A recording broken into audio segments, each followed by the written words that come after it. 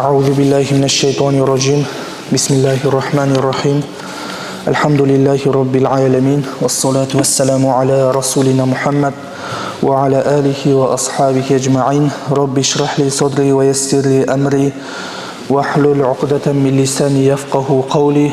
Құрметті жамағат, Алла Тағалаға сансыз санасыз шүкірлер болсын.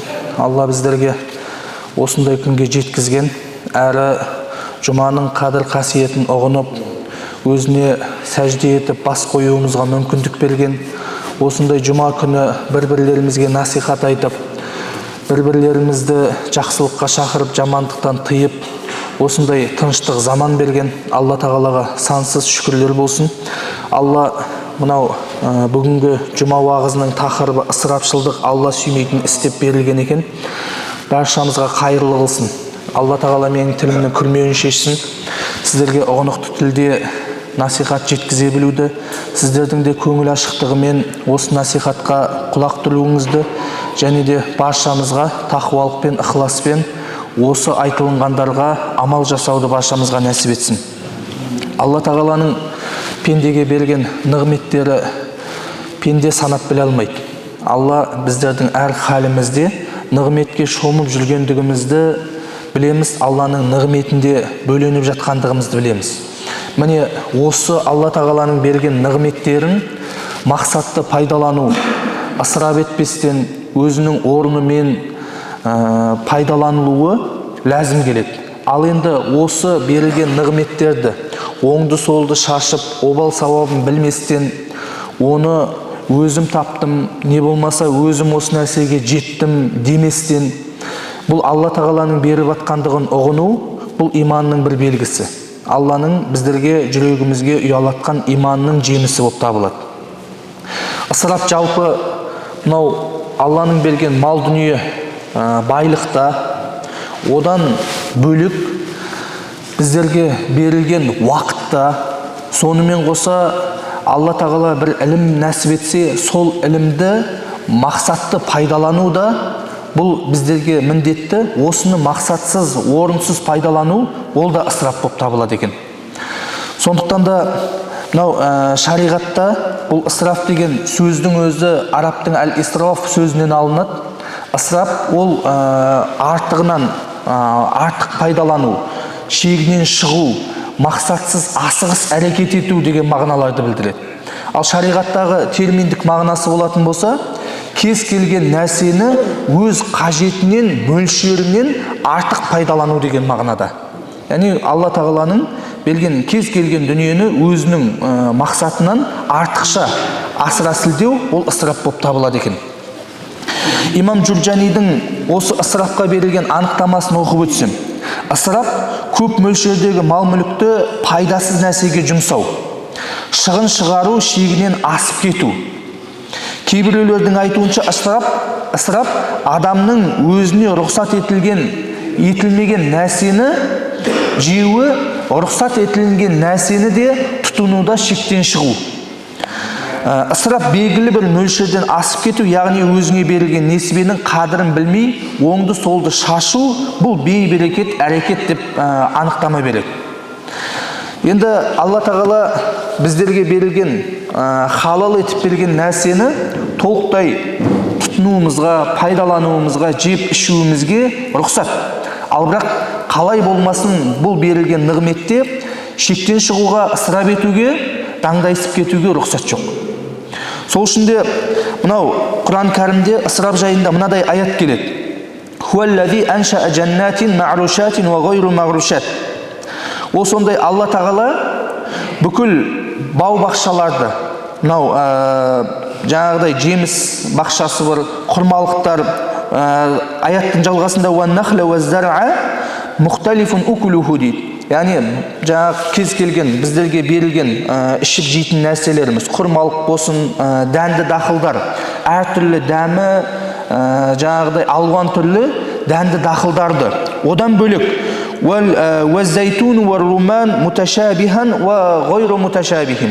олардың дәмдері ұқсас болғанымен, жаңағыдай болмысы әртүрлі болған анар мен зәйтүн жемістерін Алла Тағала сендерге нәсіп етті дейді. Яғни бұл әртүрлі жалпы адамның тұтынатын жейтін дәнді дақылы болсын, кез келген нәрсені өз ішіне қамтиды ғой. Одан кейін айтады: "Кулу мин самарихи иза асмара", осы нәрселер пісіп жетілген кезде о нәрседен жеңдер. "Ва ату хаққаху яума хасадихи", және де оны жемісі орылып терілетін уақытта хаққысын өтеңдер. Яғни біздерге берілген мал дүниенің зекеті бар. Өсімдік жемістің ұшыры бар. Осы хаққысы болған міскіндер мен кедейлердің хаққысын өздеріне табыстаңдар, беріңдер. "Вала тусрифу иннаху ла юхиббул мусрифин", және де жаңағыдай ысырап қылып астамшылыққа бармаңдар, өйткені Алла тағала ысырап етушілерді жақсы көрмейді дейді. Біздерге Алла тағала осындай, қарасаңыз, аятта келтіру арқылы бүкіл ысыраптан біздерді қайтарып тұр. Кез келген нәрседе, киім киюде болсын, ішіп жеуде болсын, жүріс тұрысында болсын, кез келген нәрседе ысырапқа шариғат тыйым салады. Енді айтып атқандай, адамның бұл ысырап деген нәрсе өзінің жеке басына артық жейтін болса, денінің саулығына да зарар. Немесе бұл жаңағыдай жүріп тұруда сенің өзіңнің жаңағыдай материальный жағдайыңа, немесе отбасыңның ішіп жеуіне, отбасыңа қажетті нәрседен, не болмаса өзің бір қажет қарызың бар, осы қарызың бола тұра сен жаңағыдай даңдайсып жүретін болсаң, осы нәрселерге нұқсан болатын болса, ол тіптен артық болады. Қазір күнімізде мақтанкершілік деген нәрсе көп белең алып тұрған заман ғой. Жоқ нәрсені барық көрсеткісі келетіндер көп қазір. Өзіндегі жоқ болған дүниені барық көрсеткісі келеді. Қаншама бауырлардың жүріс тұрысынан ешқандай проблемасы жоқтай көресіңді анан. Қымбат-қымбат жерлерде отырап, әдемі киімдерді киіп алады. Ананың бір отырысының өз пәлен ақшаға барып соғады. Бірақ та соның өзінің отбасындағы бала шағасы әр жейтін нәрсесін санап жеп отырады. Алатын продуктысын санап, мөлшерлеп алып атады. Кішкене асып кетіп ататын болса, әйел бала шағасына жаңағыдай мен бұны қалай маңдай термен тауып атырмын, мен мынаны жей алмай жүргенде сен бүйтіп атсың, сөйтіп атсың, бала шағасына айтпаған сөзі қалмайды. Бала шағасына беретін, олардың хаққысын беруде сараңдық қылады, ал бірақ өзінің жүріс тұрысына қарасаң, ананың 4 құбыласы түгел. Олай болмайды. Бар нәрсені өзіңнің айналаңнан бірінші бөлісіп бастауың керек болады. Оны артық ысырапқа басқалардың көруі, не болмаса тек қана өзіңнің нәпсіңе еріп, нәпсіңді қанағаттандыру жолына түсіп кету болмайды. Өзің 4 құбылаң түгел, көңілің жай, ал бірақ сенің жауапкершілігіндегі болған адамдардың жаны құлазып жатыр. Олар әр нәрсеге мұқтаж. Киімін бірінен кейін бірі киіп, бірі алмасып жатады. Ал бірақ сен мына жақта 1 жылдық киімін бір күнде шашып тастап жатасың. Ондай нәрсеге шариғат түбегейлі тыйым салады. Құранда Алла тағала пайғамбарымыз саллаллаху алейхи ва саллям хадисінде "Кулу вашрабу ва тасаддақу валбису фи гайри исрафин ва махилатин". Сендер ішіңдер, жеңдер, Алла жолында садақаңды жасаңдар, киім киіңдер, ысырап етпестен, әрі даңдайсып кетпестен дейді. Ысырапқа жол жоқ, әрі сенің кеуде керіп даңдайсуыңа да ешқандай шариғатта рұқсат жоқ екен. Міне бұл хадисте адамның жалпы негізі өзін қалай ұстау керек екендігі көрсетіледі. Жаңағыдай ысырап етпеймін деп сараңдыққа да барып қоймастан, мен сараң болып қоймайын деп ысырапқа да жол болып қоймастан өмір сүру керектігін көрсетеді. Әрі адам ішіп жеуде болсын, кез келген нәрседе ысырапқа жол беретін болса да, ол тек қана өзінің материальный жағдайын ақсатып қана қоймайды, рухани да әлсірейді, жаны күйзелісте. Ол былайша айтқан кезде өзін көкірек келгенімен рухани құлдилай береді, құлазып жаны төмен түсетін болады. Енді ысыраптың түрлерін айтады. Біріншісі дүние мүлік жұмсаудағы ысырап. Бұл кез келген өзіңнің Алла тағаланың берген нығметін харам жолда жұмсауың, не болмаса керек емес орынсыз жерлерде болуың. Мәселен, қазір ең күнімізде белең алып тұрған нәрселер: ойын, лағу жерлері, ішіп, немесе шегіп, немесе жаңағыдай есірткі пайдалану, не болмаса қыз-қырғынның артында жүру, сол сияқты шариғат рұқсат етпеген харам жолда ол нәрселерді, мал дүниеңді ысырап қылу, сол жолда шашу. Құранда Алла тағала «Уәлләзина иза анфақу ләм юсрифу вә ләм яқтуру вә кәна бәйна зәлика қауама» аятын келтіреді. Яғни олар мал мүлкін жұмсағанда ысырапта етпейді, әрі сараңдықта қылмайды, осы екеуінің ортасында болады дейді. Ысырап етілмейді, әрі сараңдықта қылынбайды. Міне осы аятты, Фурқан сүресіндегі 67-ші аятты әртүрлі ғалымдар тәпсірлейді. Мынау бір тәпсірде де былай деп ашықтайды. Бұл аяттағы ең көркем мағынасы, ашықтамасы: дүниеңді, мал мүлкіңді Алла адал еткен жолда жұмсау. Бұл нәрсе ешқандай ысырап болмайды. Сол үшін айтады, бұл аяттағы ең көркем мағына: мал мүлкін Алланың разылығынан тыс нәрселерге жұмсаса, ол ысырап. Ал енді Алла разылығы үшін Алла жолында жұмсалынатын болса, онда ол ысырап болмайды. Бәлки де осы нәрсе жұмсалынбаса, ол сараңдық болады дейді. Алла жолында жұмсалынбаса. Одан кейін бар, ал кімде-кім осы нәрсені Алла разылығы үшін Алла жолында, Алла рұқсат еткен жолда жұмсайтын болса, ол нағыз әділдік дейді. Міне сондықтан да біздер мал мүлкімізді жұмсаған кезде де Алла тағаладан біздер адал рызық бер деп сұраймыз ғой. Адал рызық бергеннен кейін оны адал жолда сарп етуді де Алла тағала нәсіп ет деп қоса сұрауымыз керек болады екен. Екінші, ішіп жеудегі ысырап дейді. Адам жалпы өмір сүру үшін ішіп жеу керек болады.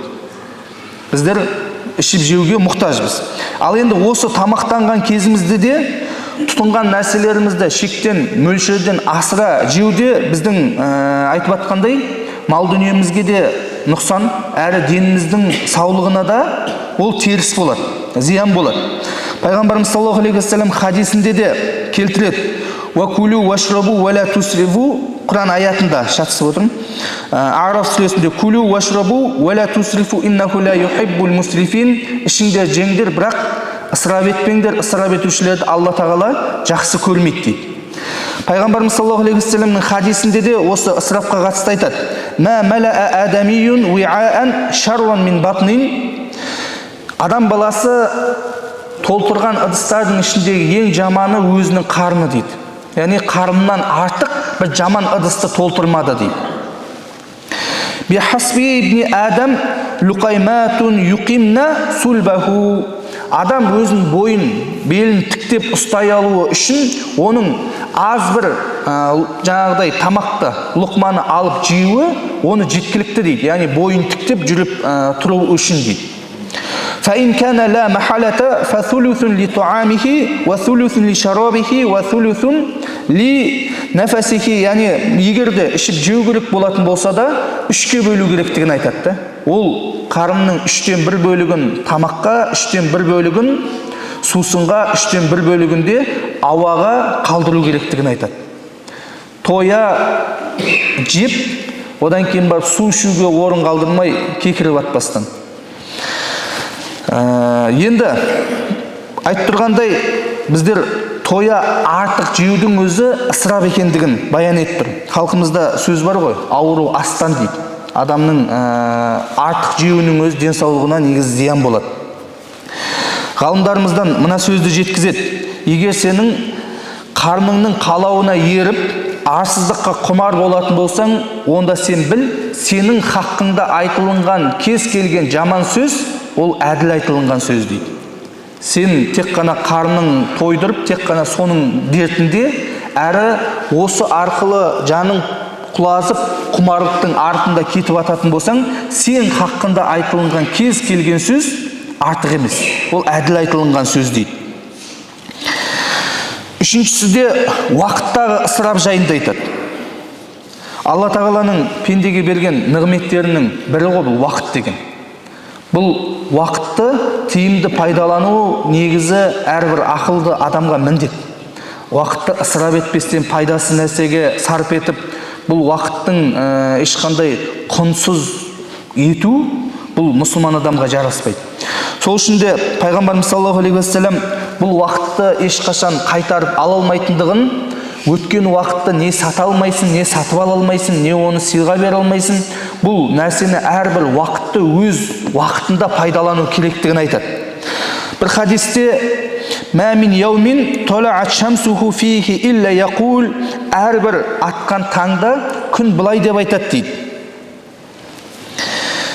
«Мән истатуа ай юаджила фи хойри фәл юаджилху» егер кімде-кім бір жақсылықты ойға алса, сол нәрсені жасауға, онда сол істі асықтырсын дейді. Сол нәрсені, жақсылықты шамасы келсе етірақ жасасын. «Фәинни ғойру мукаррун алейкум» өйткені мен қайтып айналып келмеймін деп айтады дейді. Бүгінгі күн ертең уже артта қалды. Оны ешкім қайтарып ала алмайды. Хасан Басри рахматуллах алейхтің де осыған ұқсас бір сөзі бар. Ол кісі айтады: «Мә мин яумин яншаққу әрбір фәджруху илля юнади ябна адам». Әрбір таңда бір дауыстаушы былай деп айтады дейді: адам баласы «Ана хулқун жадидун ва аля амалика шахидун фатазауад минни фаинни ла ауд». Ей адам баласы, мен сен үшін жаратылдым, әрі сенің әрбір амалыңа да куәмін. Мені мақсатты пайдалан, яғни өзіңнің дұрыс пайдалан уақытты, өйткені мен қайтып келмеймін деп айтады дейді. Біздердің бүгінгі күніміз ертең ешкім қайтарып алылмайды, сол уақыттың еншісінде қала береді екен да бұл. Бүгінгі өткен күннің әрқайсысы ол тарихтың қойнауына кетеді. Сондықтан да әр уақытымыздан ертең сұралатын болғандықтан, әрбір уақытты тиімді уақытында пайдалану керек болады екен. Енді біздерге мұсылман адамға білесіздер, құлшылық парыз, осы құлшылықтардың өзінде де бір сыр бар да. Алла тағала оразаны парыз етті. Қай уақытта? Рамазан айында біздерге міндеттеді. Оның бір белгілі уақыты бар. Жұма бүгінгі күн, бұның да бір уақыты бар. Қадір түні 1000 айдан қайырлы деді. Оның да бір уақыты бар. Оқылынған намазымыз, бұның да бір өзінің уақыты бар да. Қарасаңыз, әрбір құлшылықты Алла тағала бір уақыттың ішіне шектеді. Бұл мәселен намаздың өзін алып қарасаңыз, өз уақытысында оқылынған кезде оның құны болады, сауабы мол болады. Алла тағала бұл құлшылықтардың әрқайсысын өз уақыттың ішіне шектеуінің өзінде үлкен сыр бар да. Себебі әрбір нәрсе өз уақытысында өтелу керек. Әрбір жастайынан намазға берік болған адамның өзі уақыттың қадірін ұтымды пайдаланады. Уақытты мөлшерлеп біледі, оның қадірін түсінеді. Мәселен, бір нәрсені уақытылы жаңағыдай жасап, бір жетістікке жеткен адамдар бұл нәрсені көбірек ұғынады да біздерге қарағанда. Себебі әрбір уақытты ұтымды пайдаланды. Енді Алла тағала біздерге жастық берді. Жастықтан кейін міне қазір орта буын, одан кейін барып қаусаған қарттыққа жетеміз. Алла тағала осылай бұл өмірді бір уақытқа белгіледі. Біздердің өміріміздің өзі уақыт, ал уақыт біздерге берілген аманат. Енді қарасаңыз, осындай уақытты тиімді пайдаланғандар ғана бұл дүниеде де ақыретте де дәрежеге, құрметке лайық болады екен да. Сен қартайған уақытында ешкім сыйламай, ешкімнің алдында қадірің болмай жататын болса, оған тағдырды кінәлап, не болмаса басқа біреуге қолға салудың ешқандай қажеті жоқ. Сол уақытты үнемді пайдалана алмағаннан кейін, уақытты ысырап еткеннен кейін, осы нәрсеге жетіп тұрғандығымызды да кейде білуіміз керек та. Мынау Алла тағала әділді, қандай әділдігі уақытты бәрімізге бірдей қылып берді да. Біреудің уақыты ары кем деген нәрсе жоқ. Бәрімізде 24 сағат күніне, аптасында 7 күн, бәріміздің уақытымыз бірдей. Енді Алла тағала қарасаңыз, мынау Құранда Алла тағала айтады ғой: «Инна фи халқис самавати вал ард вахтилафил лайли ван нахари аятун ли улил албаб». Яғни мынау аспан көктер мен жердің жаратылуында, әрі күн мен түннің алмасып отыруында ақыл иелері үшін Алла тағаланың белгілері бар дейді.